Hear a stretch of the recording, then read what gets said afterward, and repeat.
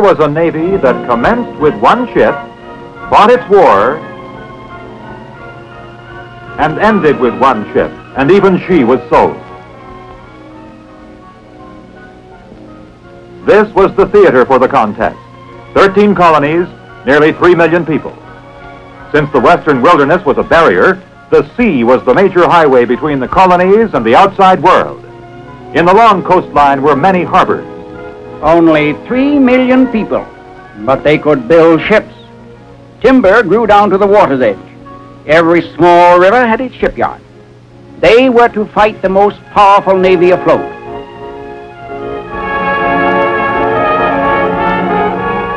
The ships of Great Britain, naval and merchant vessels, numbered in the thousands.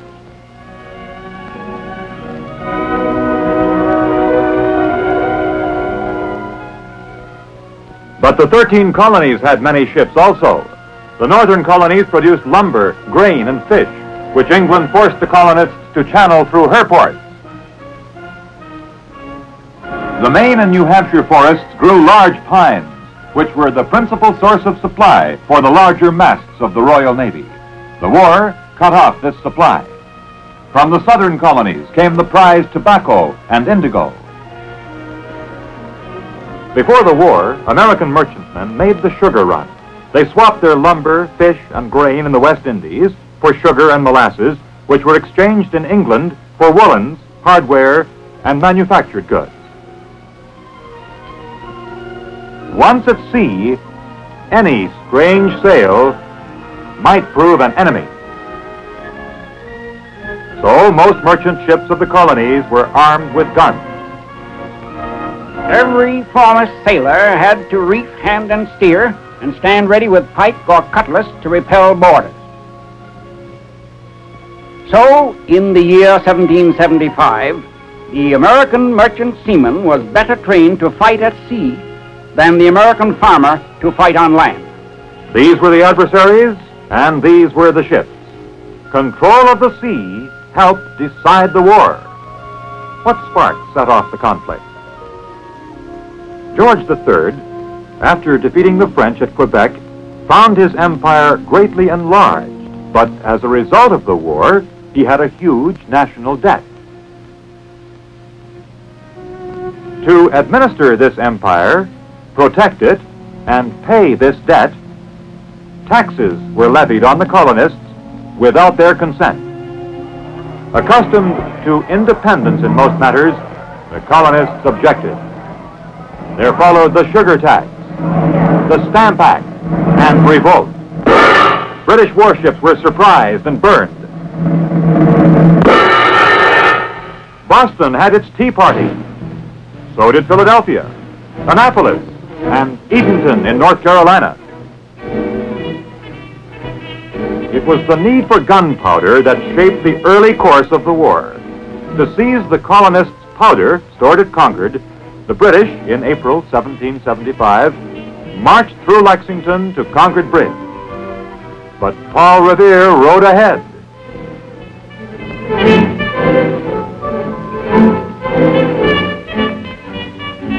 The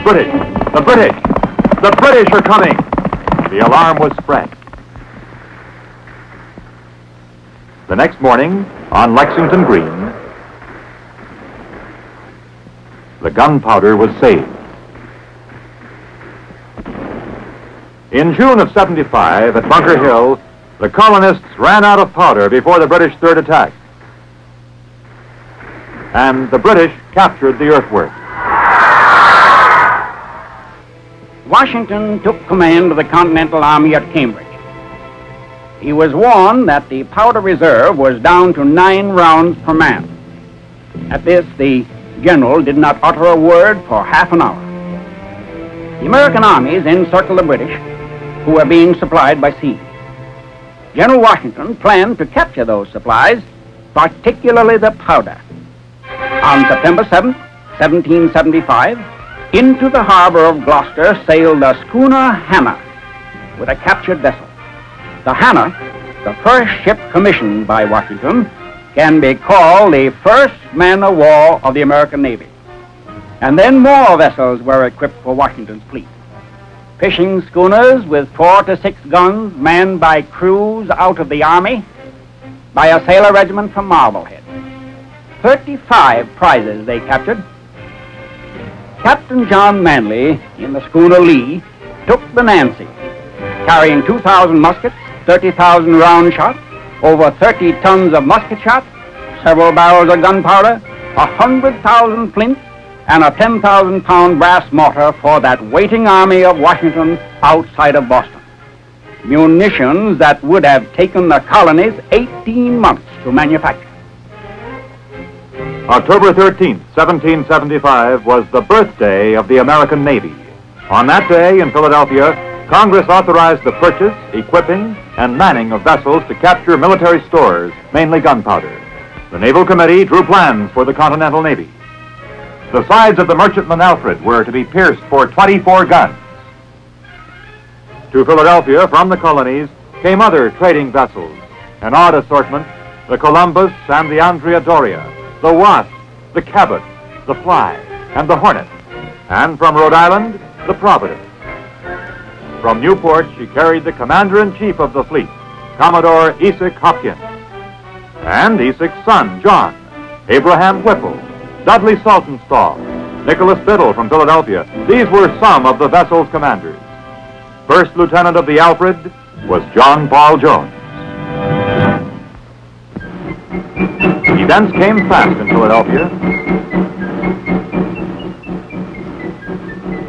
At the Tun Tavern, the Marine Corps, founded November 10, 1775, began its recruiting.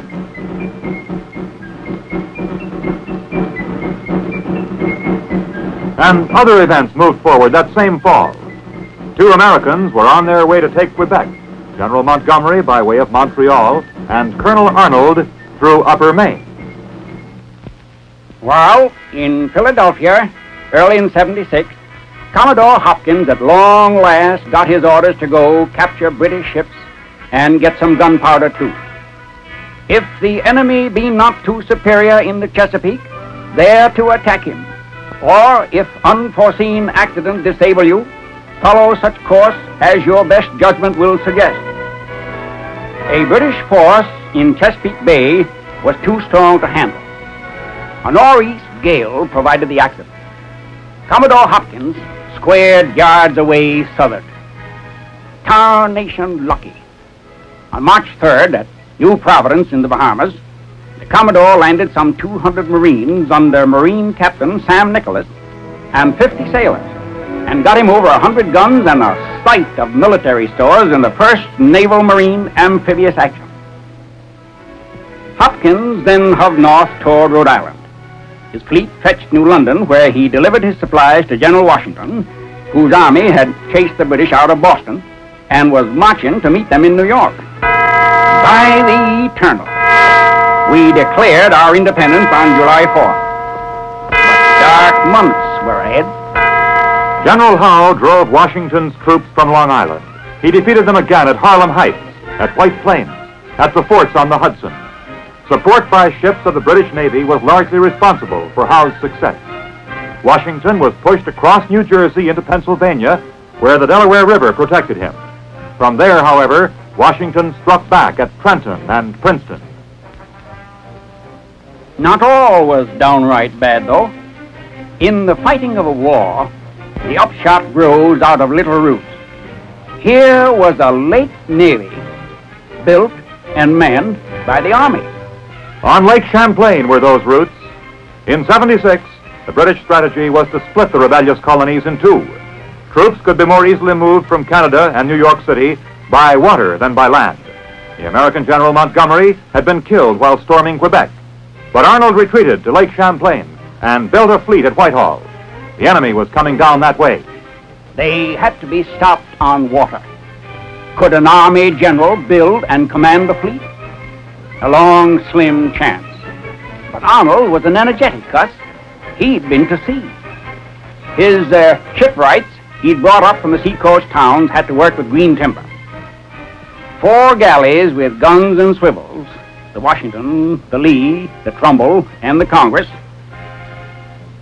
3 guns each for 8 keelless, flat-bottomed gondolas, one sloop, the Enterprise, and two schooners, the Royal Savage, left on the lake the year previous by the British, and the Revenge. And out on the lake they went to make their fight. On the 11th of October in 76, near heavily wooded Valcour Island, there was a fight that helped decide the entire war. Carrying out their plan of invasion, the British came down from the north stronger than expected. Hidden behind the island, Arnold took station in a crescent line.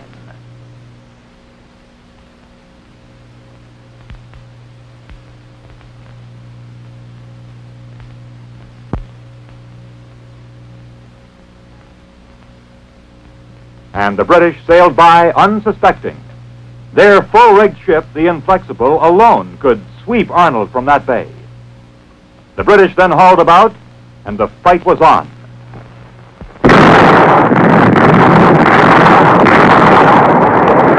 The Royal Savage went aground. The Americans tried to get her off and couldn't. The British took her, tried to get her off and couldn't. They burned her.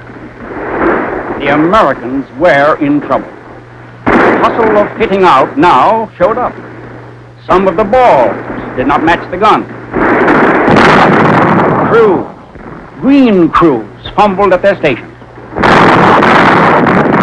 Arnold, in the Congress, aimed the guns himself. The New York lost her officers. Spitfire's guns were knocked from their mounts.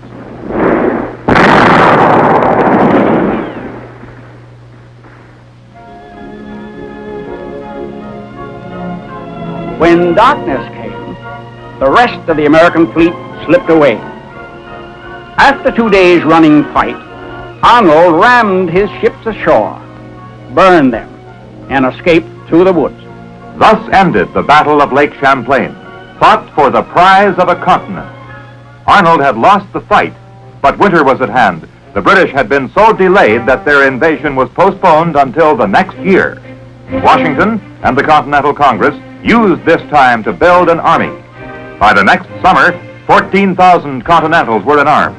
They stopped Burgoyne at Saratoga, where he surrendered after one of the decisive battles of the world. It proved to all that the colonies were determined to be free.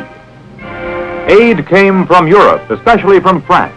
Louis XVI now agreed to support the American cause and became a fighting ally.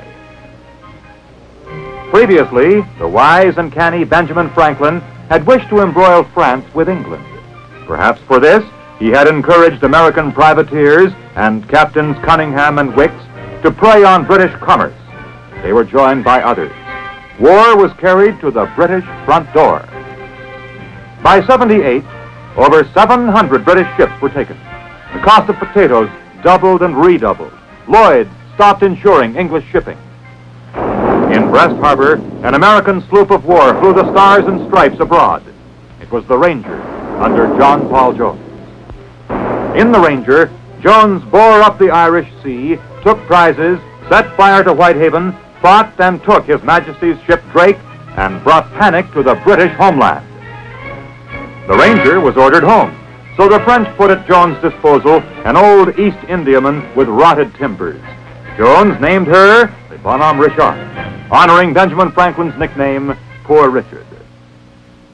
This is the ship that fought one of the world's famous fights and cradled a great tradition. Off Flamborough Head, on the 23rd of September, 1779, Jones, with 4 ships in company, encountered an enemy convoy of 41 sail. The merchant ships maneuvered to escape while their protectors squared away for the Americans.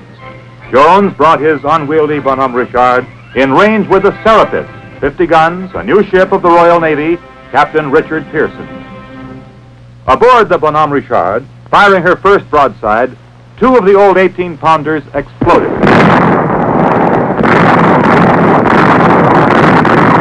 One by one, the Bonhomme Richard's guns went out as shots smashed in her rotted sides.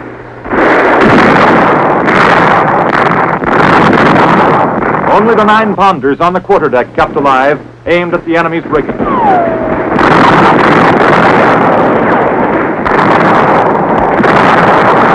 On the Bonhomme Richard, a gunner rushing to strike the colors, and thus give up, was blocked by Jones.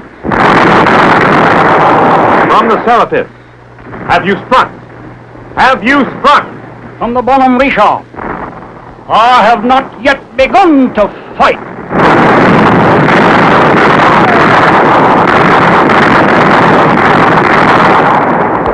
Skeleton ship. Fire near the magazine. Fleets gaining fast. Guns being abandoned.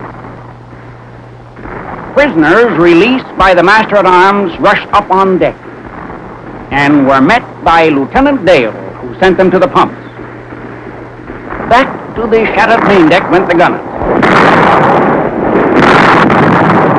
Overside went the mainmast of the Serapis. There was fight left even on the tops of the Bonhomme Richard.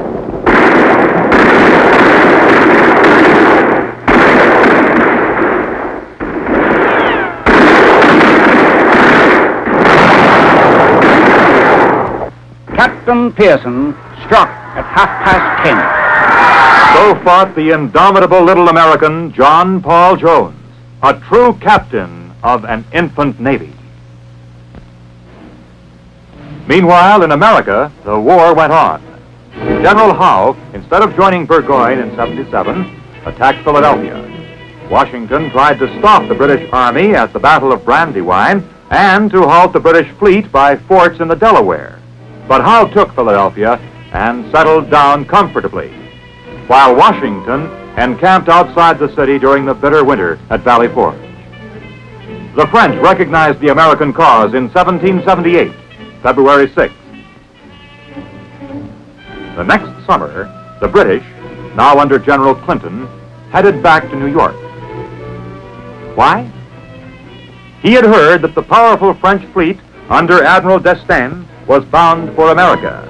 At Philadelphia, he would be bottled up. Washington nearly defeated Clinton at Monmouth, but could not block him from New York. In July, Admiral d'Estaing, with his French fleet, arrived off New York. But d'Estaing was too cautious to cross the bar at Sandy Hook. He later laid siege to Newport and then tried to take Savannah. Both failures. In July 1780, General Rochambeau and 5,000 French troops landed in Newport with 7 ships of the line. On the 21st of May, 1781, Washington called General Rochambeau for a council of war at Wethersfield, Connecticut. Said General Washington, "Naval superiority is the pivot upon which everything turns."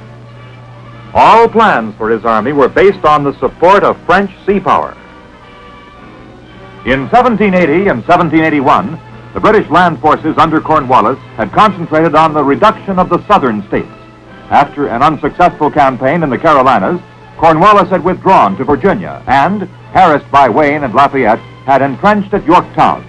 So in 1781, Washington's dream of a combined operation was realized. In a master plan of grand strategy, Cornwallis was to be attacked by land and by sea. On land, Rochambeau joined Washington above New York, and the Allied armies moved south to besiege Cornwallis at Yorktown. The French Admiral de Grasse sailed from Haiti for the Chesapeake. At the same time, Admiral Hood led the British fleet from Antigua. With their copper bottoms, the British ships were faster. Finding no enemy in the Chesapeake, they went on to New York. In New York Bay, Hood joined Admiral Graves, who took command. They returned to relieve Cornwallis and found the French waiting for them inside the entrance of the bay. The outnumbered British missed their golden chance. They did not fall on the French van as it emerged. The fleets closed to fight ship to ship. The British made the tactical mistake of coming into battle successively instead of all at once. Night broke off the action. The next day, the two fleets were becalmed, but 2 days later, the French took advantage of a favorable wind and sailed northward for the Chesapeake, 100 miles away. There, the fleet of de Barras joined them from Newport. For the moment, the Allies had control of the sea. Confronted by a combined French fleet, the outnumbered British retired to New York. They had lost control of the sea. Cornwallis, cut off by water and by land, surrendered the 19th of October, 1781. It was the last great battle of the war. By now, Britain's finances were getting low. Her shipping and trade were badly injured. Strong enemies faced her in Europe. Her merchants were crying for peace. In 1783, the Peace of Paris was signed. The war was over. The colonies were free. And a great nation was born. After the Revolution, the little American Navy dwindled to one ship, the Alliance. Later, even she was sold. But the Navy had proved the value of power on the sea. The Navy and the Merchant Marine had kept the struggling American Army supplied with munitions. The Navy's raids on British commerce by John Paul Jones and other valiant captains had brought home the war to Great Britain and had created a strong desire for peace. New Providence and Yorktown had proved the great value of combined operations by Army and Navy toward a common objective. The fleet had leaders: John Paul Jones, John Berry, who commanded the last ship of the Navy, men to meet emergencies. But they and the great Washington were to pass from the sea.